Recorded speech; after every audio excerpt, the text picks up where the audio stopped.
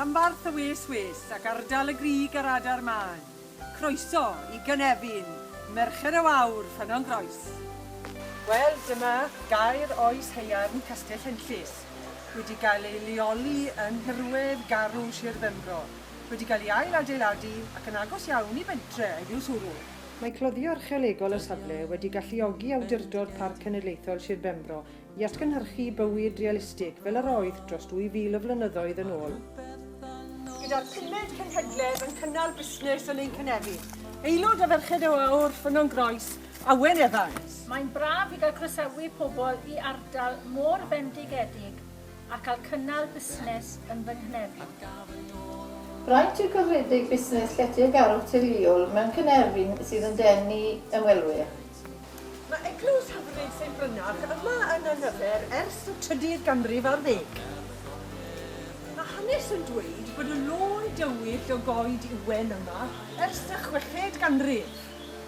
A hon yw'r Iwen Weidi enwog, a welwyd y sydd frowngoch dal yn llifo oddi ar y goeden.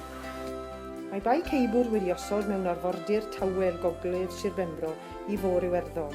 Mae'r bai yn le chwedlau, straeon a ffaith, roedd ac efallai'n dal i fod yn gildraeth i'r smygwyr go iawn.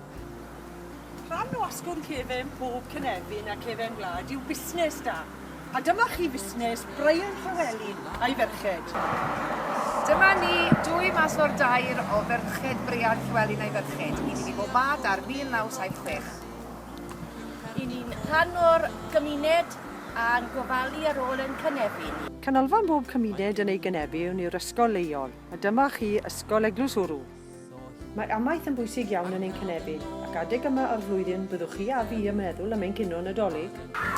Mae'r ffôn dwy ydw yn byw ma'r fferm Nes y Deri yn ffarmo gyda'r teulu, ond hefyd i ni'n cadw twrgis ar gyfer y Nadolig. Talgylch arall i aelodau Merched y Wawr Ffynnon Groes yw ardal Brynberian. Dyma un o'r hoelion 8 Ceri Davies.